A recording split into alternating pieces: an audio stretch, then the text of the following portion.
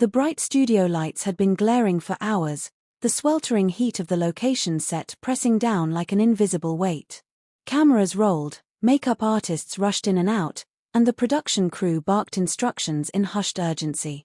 But in the midst of the chaos, Shu Kai stood rigid, his face pale, his usually sharp eyes dimmed with something no one could quite name. It wasn't exhaustion, at least, not the kind the rest of the cast was feeling. There was something deeper, heavier, almost concealed. He had been hiding it for weeks. The discomfort. The dizzy spells. The moments when his vision blurred just before a take. Shu Kai, known for his unshakable professionalism, refused to let anyone notice until one day, he almost couldn't hide it anymore. The scene they were shooting that day was emotionally intense, a confrontation under heavy rain machines. Shu Kai had to stand, drenched to the bone, shouting lines that cut like knives. But halfway through the third take, Tan Songyun, who stood opposite him, noticed his hands trembling not from acting, but from something far more real. She saw him sway slightly, just for a second, before he caught himself. To anyone else, it would have been invisible. But to her, it was as glaring as the sun.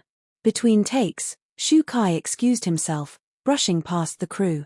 He walked toward the dressing tent, but his pace was slower than usual. Tan Songyun's instincts screamed. Something was wrong. Inside, Shu Kai leaned heavily against the vanity table, gripping its edge until his knuckles turned white. The reflection in the mirror showed a man trying desperately to maintain composure, even as his body betrayed him. A soft voice broke the silence. "You can't fool me, Shu Kai." He froze, eyes flicking up to the mirror to see Tan Songyun standing behind him. She wasn't smiling. Her usual cheerful expression was gone, replaced by quiet concern. "I'm fine," he said automatically, forcing a small grin. "No, you're not," she replied. "And don't tell me it's just tiredness." She stepped closer, lowering her voice so no one else could hear. "I've been watching you. You've been skipping lunch. Drinking way too much coffee. You're pale. And your hands, they won't stop shaking." For a long moment, he didn't answer. Then, he exhaled slowly, like a man letting go of a truth he didn't want to speak. "It's nothing serious. Just something I'm dealing with." But she saw the flicker in his eyes, a shadow of fear he couldn't mask. The next day, things got worse. The filming location was a remote village, and the weather was brutally cold. Shu Kai, despite wearing layers between takes, seemed unable to shake the chill. When the cameras rolled, he delivered his lines flawlessly, his energy seemingly endless. But when the director yelled cut, he'd lean against the nearest wall, eyes closed, catching his breath like he had just run a marathon. Tan Songyun decided she wouldn't just stand by. She began subtly adjusting her own performances so the director would cut earlier, giving Shu Kai more breaks without making it obvious. She started bringing him hot tea between scenes, slipping it into his hands without comment. One afternoon, she found him sitting alone by the edge of the set, his head bowed, phone in hand. He was scrolling through messages, his expression unreadable. "Doctor," she guessed softly. He looked up, startled, but didn't deny it. The truth spilled out in fragments. He had been feeling unwell for months, chest pains, fatigue, dizzy spells, but he kept postponing his checkups because of the relentless filming schedule. He didn't want to worry his family or jeopardize the production. Tan Songyun listened without interrupting, her eyes fixed on him with quiet intensity. "You can't keep doing this," she said finally. "You're not a machine, Shu Kai. You're allowed to take care of yourself." But he shook his head. "They're counting on me. Everyone. If I slow down, people lose money, schedules collapse. And if you collapse," she shot back. "What then?" The tension between them hung in the cold air.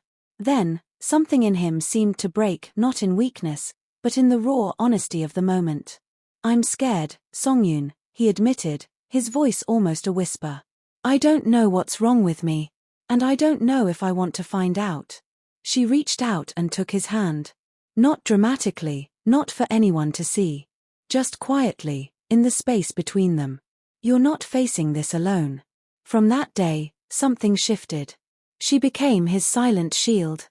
When the crew pushed for longer takes, she spoke up, suggesting they rehearse instead, buying him precious minutes to rest.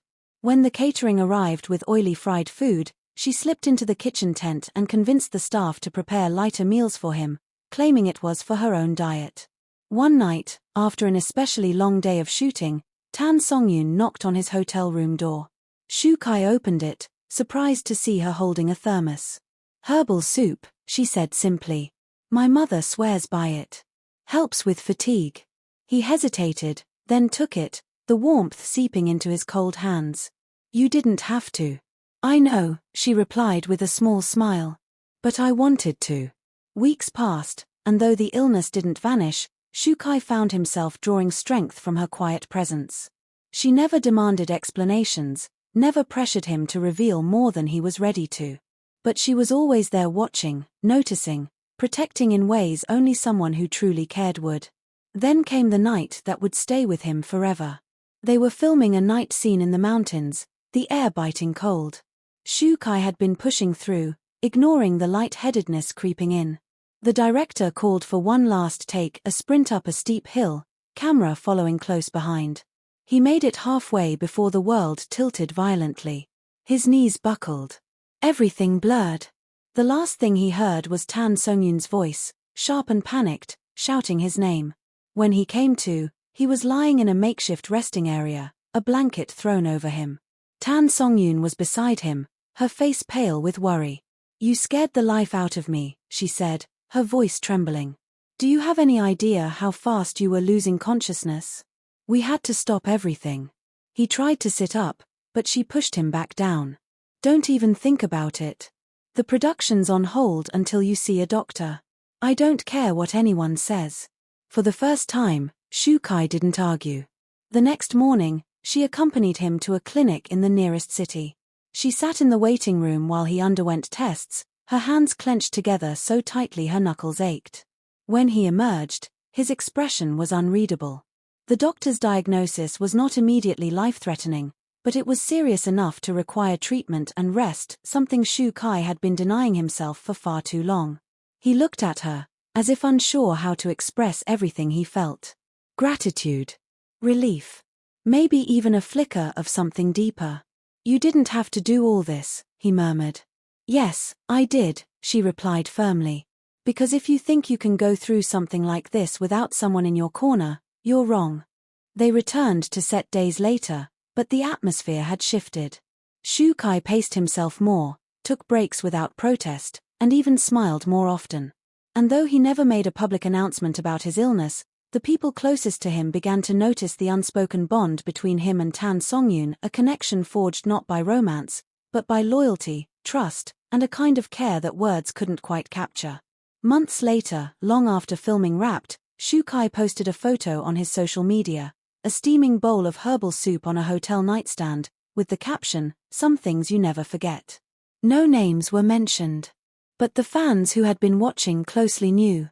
And somewhere, Tan Songyun saw that post, smiled quietly to herself, and said nothing because some stories were too precious to explain. The first signs were almost invisible. Shu Kai had always been the type to work through discomfort without complaint, but the cameras didn't lie, not to Tan Songyun. In the early days of filming, she noticed it in the smallest ways, the way he would grip the edge of a table between takes, the faint tremor in his jaw as if fighting back pain, the way he would sit perfectly still during breaks instead of chatting with the crew like he used to. During one scene, the director demanded a retake, an emotionally charged moment where Shu Kai had to lift a heavy prop sword and deliver a fiery line. The sword wasn't real steel, but after multiple takes, it began to feel like lead in his hands. He completed the scene, his expression fierce, but the moment the director yelled cut, he turned away, his shoulders dropping in exhaustion. Tan Songyun, still in costume, walked past him casually as if on her way to her own break. But in reality, she was watching him from the corner of her eye. She saw him lean against the wall, his breath uneven. She didn't say a word then, part of her didn't want to push him away by confronting him too early. But the situation escalated faster than she expected. It was a midday shoot under the scorching sun. Shu Kai had been in costume for hours, layers of fabric trapping heat against his skin. The director wanted a continuous fight sequence shot in one take, which meant no cutting, no breaks. Shu Kai performed flawlessly, jumping, spinning, striking, all while the crew applauded his energy. Then, as soon as the camera stopped rolling, he stumbled off set, his hand pressed against his chest. Tan Songyun was the first to follow him. "Shu Kai," she called softly but firmly.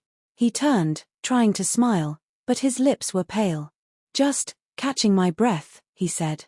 She stepped closer. "This is more than that. I can see it." He glanced around, making sure no one else was listening. "Don't say anything. Please." "Why?" she demanded. "You think hiding it makes you stronger? Because right now, you don't look strong, you look like you're about to collapse." He didn't answer. Instead, he looked away, his silence a fragile wall she couldn't yet break. From that day on, Tan Songyun became hyper-aware of his every move. She started adjusting her own actions to shield him without drawing attention. When they were in group scenes, she subtly stepped in front of him during physically demanding moments. When the crew called for rehearsals, she'd crack light jokes or ask the director to try a different angle just to buy him a few extra minutes to breathe. One evening, the cast gathered for a script read-through. It was a casual session, just sitting around a large table with snacks and drinks. But halfway through, Shu Kai's pen slipped from his fingers. He bent to pick it up, but his hand trembled so badly he had to steady it with the other. Tan Songyun noticed. She leaned in and whispered, "I can help you finish your notes." He gave her a wary look, then shook his head with a small smile. "You're going to make people think I'm lazy. Better lazy than in the hospital," she shot back quietly. Later that night, in the near-empty hotel lobby, she found him sitting alone, hoodie pulled up, a cup of tea cooling in front of him. She walked over and slid into the seat across from him. "You're avoiding me," she said plainly. "I'm avoiding questions," he corrected, meeting her eyes. "Because I don't have answers yet." His honesty startled her, it was the most vulnerable thing he had said since she first noticed his condition. "Then let me stay with you until you find them," she said softly. That was the beginning of their unspoken pact. She didn't push him for details, and he didn't pretend around her anymore. In return, she became his quiet constant. When he was too tired to join the rest of the cast for dinner, she'd bring him food and leave it at his door without a word. When he missed breakfast calls because he'd overslept, she'd cover for him with the production staff, saying he was rehearsing his lines. The crew began to notice their unusual closeness, but they assumed it was just natural friendship from working together. Only they knew it was more than that, it was survival. One particularly grueling day pushed Shu Kai to his limits. The scene involved running through an open field in the pouring rain, courtesy of giant rain machines. The cold water soaked him to the bone within seconds. His character had to fall to his knees and shout in anguish, his voice raw with emotion. He nailed the first 2 takes, but during the third, his shout faltered into a cough, and he swayed dangerously. Tan Songyun didn't think, she ran to him before the director even yelled cut. The crew rushed in seconds later, but she was already holding him by the arm, steadying him. "You're done for today," she whispered fiercely. He tried to protest, but she cut him off. "Don't argue with me. I mean it." That night, she showed up at his door with a steaming bowl of congee and a thermos of ginger tea. She didn't wait for an invitation, just walked in and set them on the table. "I'm not leaving until you eat," she said simply. He sat down slowly, almost reluctantly, but after a few bites, his shoulders relaxed. "You know," he said quietly, "I'm not used to this." "To what?" she asked. "Someone looking out for me like this." She didn't reply, but in her mind, she thought, "Then you'd better get used to it." From that point, every time he faltered, she was there, never loudly, never making a scene, but always exactly where she needed to be. And though the illness still hung over him like a shadow, he began to realize that he didn't have to face it alone. It was still their secret, but it was a secret that bound them together in ways neither of them had expected. And as the days passed, Shu Kai started to understand something important. Sometimes, strength doesn't come from pushing through alone, it comes from letting someone else carry a little of the weight. If this story touched your heart, don't forget to like, share, and comment your thoughts below, and subscribe for more dramatic and emotional celebrity stories.